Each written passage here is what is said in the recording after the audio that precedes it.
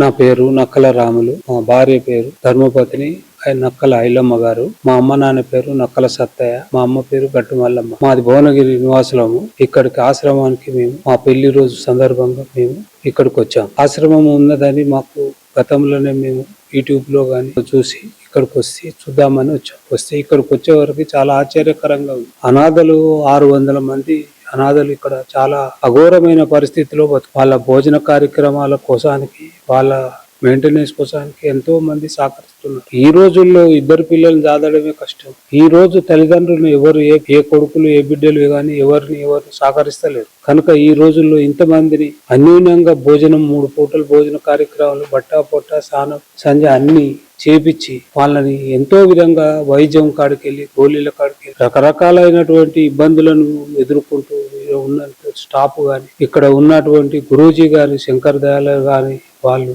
ఎంతో అన్యూన్యమైనటువంటి సేవ చేసుకున్నందుకు వాళ్ళందరికీ కృతజ్ఞత. మనం ఏం సంపాదించినా ఏం చేసినా మనబడి ఎదురా ఒక్క పూట భోజనానికి మనం అందరం కలిసి సహకరించడం ఎంతో ఉన్నతమైనటువంటి స్థానానికి మనం కూడా పోవాలనే కోరుతాం. అందుకని ఇక్కడ ఆశ్రమంలో అందరిని చూసినందుకు మాకు చాలా ఆనందంగా అనిపించింది. ఒక దిక్కు బాధ కూడా ఉంది. ఎందుకంటే ఒక ఆశ్రమంలో ఇంతమంది ఇంత కష్టంగా బతుకుతారంటే ఈ సమాజం ఇంతెందుకు తయారైంది, ఇట్లెట్లా తయారవుతుందో అనేది ఆశ్చర్యం తప్పించి ఇంకోటి.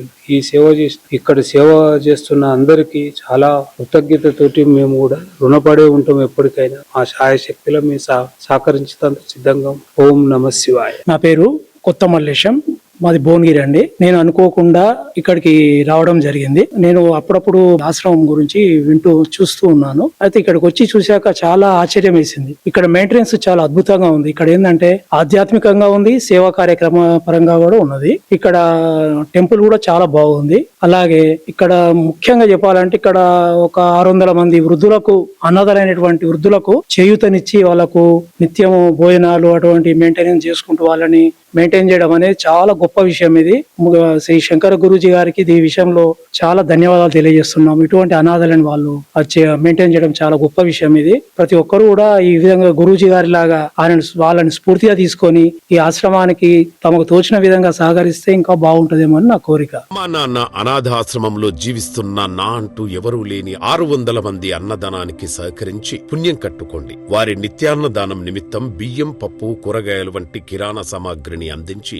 మానవత్వం చాటండి. మీ ఇంట జరిగే పుట్టినరోజులు, పెళ్లి రోజులు, పెద్దల వర్ధంతి కార్యక్రమాల వేళ ఈ అభాగ్యులకు శక్తి మేర అన్నదానం చేసి ఆయురారోగ్య అష్టైశ్వర్యాలతో జీవించండి.